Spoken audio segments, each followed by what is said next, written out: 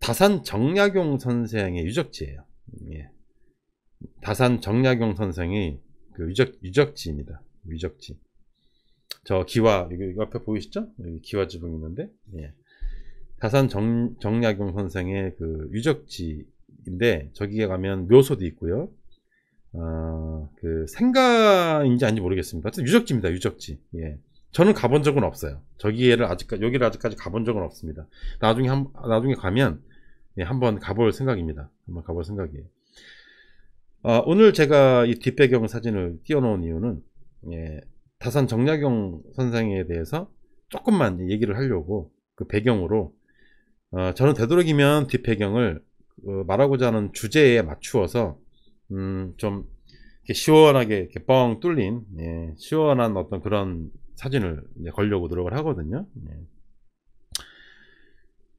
제가 왜 다산 정약용 선생님의 얘기를 하려고 하느냐, 예, 여러분들이 다 아시는 것처럼 다산 정약용 선생은, 예, 남양주 태생입니다. 그분이. 그래서 남양주에 있는 거예요, 유적지가. 여러분들 아시는 것처럼 조선 후기 실학사상의 대표적인 어떤 학자이죠. 예, 대표적인 학자입니다.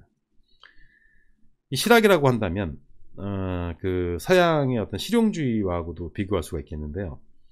서양의 실용주의 학파라고 한다면 사실은 18세기도 아니죠. 거의 19세기죠. 19세기 거의. 예, 거의 최근입니다. 최근. 예, 19세기에 미국에서 발생한 어떤 철학 사조입니다. 19세기에 미국에서 발생한 철학 사조인데, 이건 뭐냐면 현재 있는 어떤 그런 모든 현상들을 있는 그대로 불변하는 것으로 보지 말고, 예, 우리가 바꿀 수 있다, 이것을 바꿔나갈 수 있다 라는 그런 생각을 해야 된다라고 하는 어떤 철학 사조예요. 그게 요즘에는 이게 정치 영역으로 넘어와서 어떤 정치 쪽에서 많이 쓰이거든요. 실용주의라는 이야기가.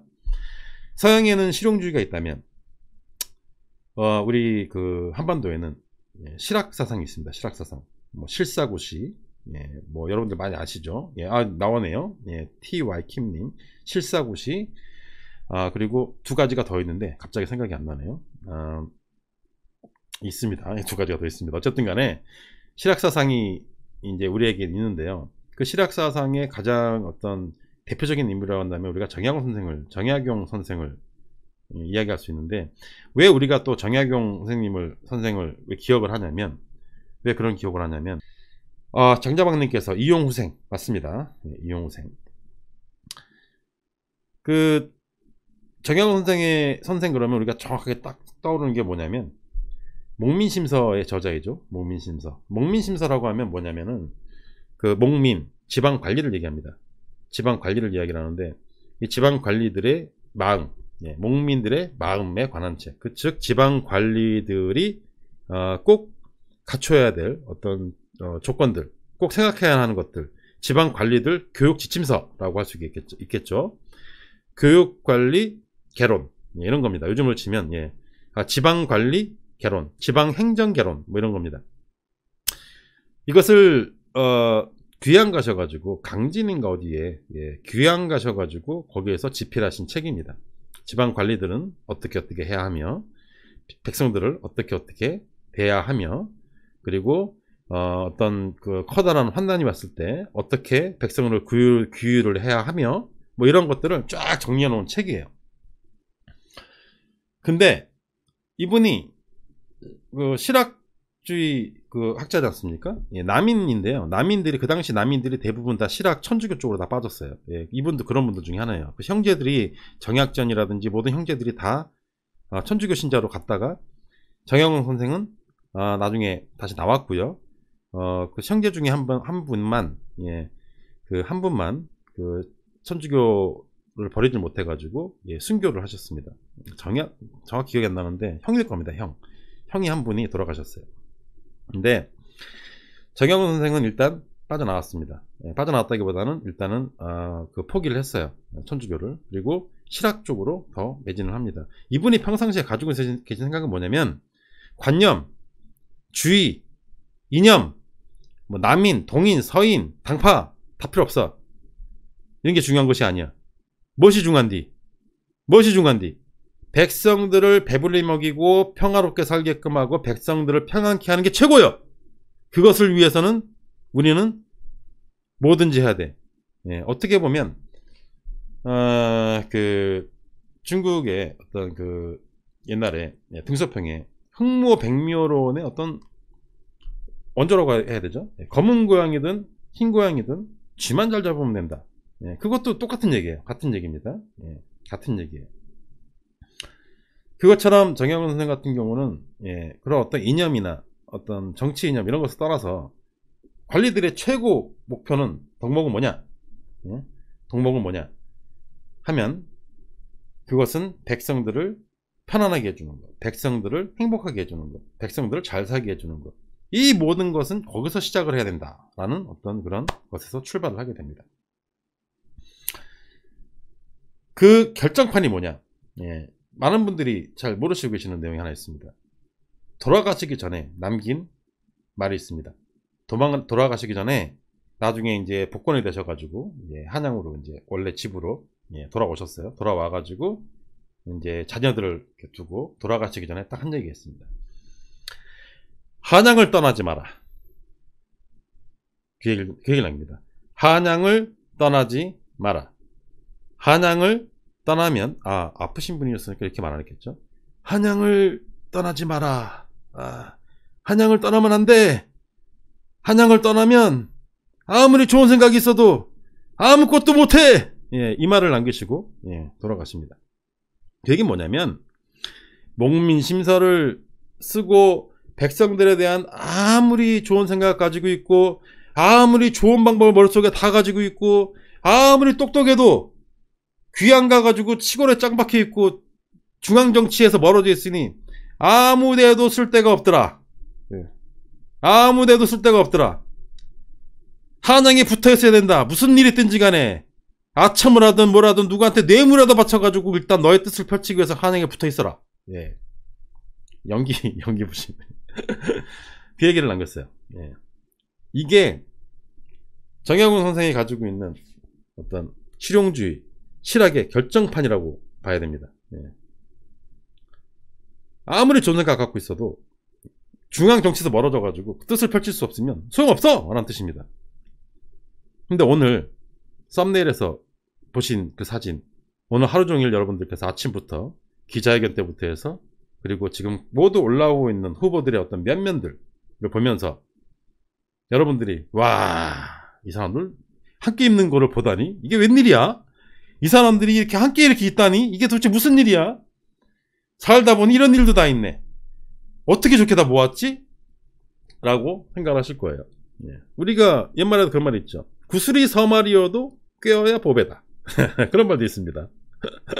구슬이 서말이어도 꿰어야 보배다. 예. 구슬이 그냥 꿰지 않고 따로 있으면 예, 별로 쓸 데가 없다는 거예요. 이거 꿰가지고 목걸이를 만들든가 팔찌를 만들든가 예, 그런 어떤 사상입니다. 그것처럼 저 인물들이 이번에 시민들이 손을 내미는 어떤 그런 과정을 설계를 하지 않았다면, 그런 과정이 없었다면 어떻게 구슬을 꿰을 수 있었겠습니까? 그죠? 어떻게 우리가 저분들을 한 화면에서 이렇게 모여있는 것을 어떻게 우리가 볼 수 있었겠습니까? 그렇지 않습니까? 예. 그렇기 때문에 다시 말씀드리지만 저분들은 좋은 뜻을 가지고 계시고 일을 잘하실 분들이고 우리는 믿어 의심치 않습니다. 근데 정약용 선생이 돌아가시면서 하신 말씀처럼 한양을 떠나지 마라. 한양을 떠나니까 아무리 좋은 생각 갖고 있어도 아무 쓸데가 없더라. 그것처럼 저분들이 국회 안으로 들어가서 국회를 떠나면 안 돼요. 예. 국회 안으로 들어가야 됩니다. 중앙 정치로 진출을 해야 돼요. 예. 그렇지 않고 밖에서 따로따로 터져가지고 각자 목소리 내면 그 가지고 있는 힘이 다 발휘가 안 됩니다. 여기 다 모여가지고 구슬이 깨어져가지고 국회 안에 존재를 해야 그래야 큰 힘을 발휘하죠. 근데 그런 일이 지금 우리 눈앞에서 벌어지고 있습니다. 그러니 우리가 가슴이 뛰겠습니까? 안 뛰겠습니까? 가슴이 뛰겠습니까? 안 뛰겠습니까? 그러니까 가슴이 뛰는 거죠. 그래서 그러는 거죠. 그것 때문에 그런 겁니다. 가슴이 뛰는 방향으로 여기 댓글을 이렇게 보니까 어떤 분들이 제가 뭐 장사 속에 뭐 갈라치기 하고, 예, 열린민주당을 뭐 열심히 민다, 뭐 그런 얘기가 있던데요. 글쎄요. 글쎄요. 많은 분들이 제 방송을 좀 봐주셨으면 좋겠다라고 생각을 하는 게 과연 장사 속이라고 생각을 한다면, 뭐 장사 속이라고 뭐 해도 뭐 할 말 없습니다. 그 부분에 대해서는. 근데 그렇긴 하지만 마음에 안 드는 물건을 파고 싶은 생각은 없어요.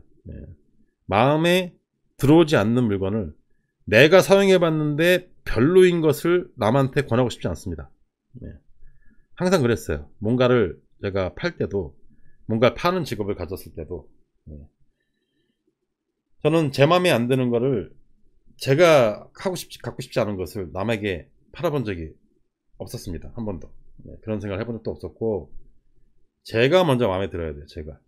제가 좋아하고 제가 마음에 들어야 남에게 이것을 권할 수 있는, 사라고 말할 수 있는 입이 떨어져요. 안 그러면 저는 입이 이렇게 막 안 떨어져요. 막 말 더듬고요. 말 막 더듬고 막 그렇습니다.